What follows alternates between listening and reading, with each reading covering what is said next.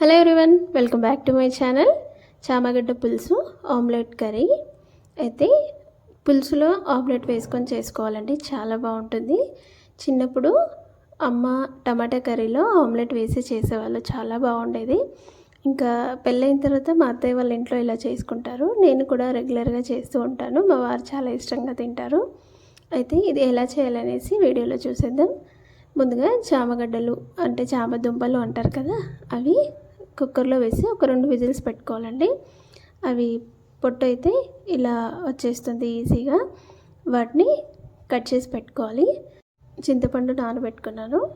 ఇంకా స్టవ్ పైన ప్యాన్ పెట్టేసి ఆయిల్ వేసుకొని ఆనియన్స్ అవి వేగిన తర్వాత అల్లం వెల్లుల్లిపాయ పేస్ట్, పసుపు వేసి పచ్చివాసన పోయేంత వరకు వేయించుకోవాలి. మీడియం ఫ్లేమ్లో పెట్టి చేసుకోండి, అల్లం వెల్లుల్లిపాయ పేస్ట్ మాడిపోతుంది. ఇంకా టమాటోస్ వేసి టమాటోస్ మగ్గేంత వరకు అయితే ఉడికించుకోవాలండి. ఆయిల్లో కాబట్టి తొందరగానే మగ్గిపోతాయి. ఇంకా మనం ఉడికించుకున్న చామదుంపల్ని పొట్టు తీసేసి ఇలా కట్ చేసుకొని ఆయిల్లో వేసి ఒకసారి ఇలా కలిపేసుకోవాలి. ఆల్రెడీ ఉడికించినవే కాబట్టి ఎక్కువసేపు ఆయిల్లో ఉడికించకపోయినా సరిపోతుంది. ఇప్పుడు అందులోకి సరిపడా కారం, ఉప్పు, ధనియాల పొడి వేసుకున్నాను. ఒకసారి కలిపేసుకొని ఇప్పుడు అందులోకి కొత్తిమీర అలాగే పుదీనా కూడా వేసుకొని ఇంకోసారి కలిపేసుకోవాలి. కొంచెం సేపు ఆయిల్లో ఫ్రై అయితే సరిపోతుంది.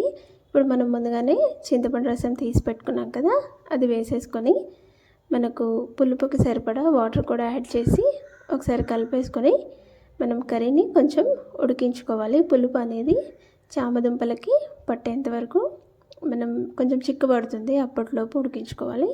ఇప్పుడు ఆమ్లెట్ కోసం అయితే 2 ఎగ్స్ తీసుకున్నాను. ఇంకా అందులోకి కొంచెం బండపువ్వు వేసుకోవాలండి, అలాగే జీలకర్ర మెంతుల పొడి వేసుకోవాలి.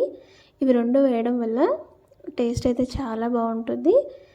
మనకు ఈ ఫిష్ కర్రీ తిన్న ఫ్లేవర్ వస్తుంది.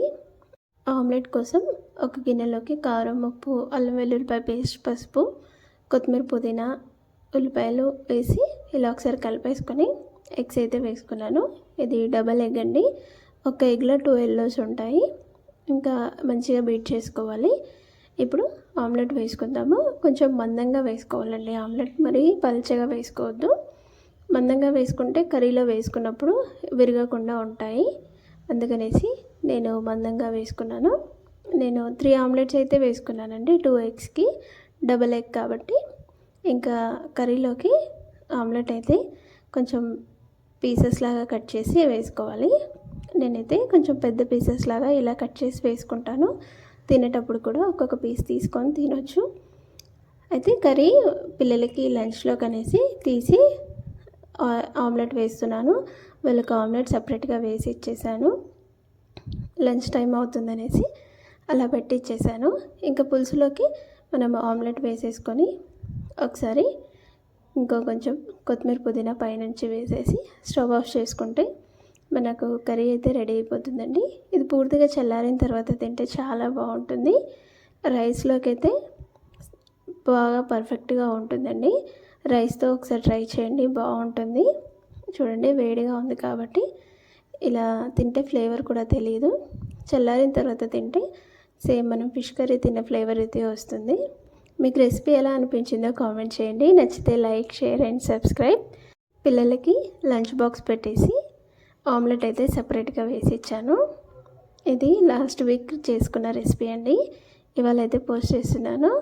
నచ్చితే like, share and subscribe. Thank you.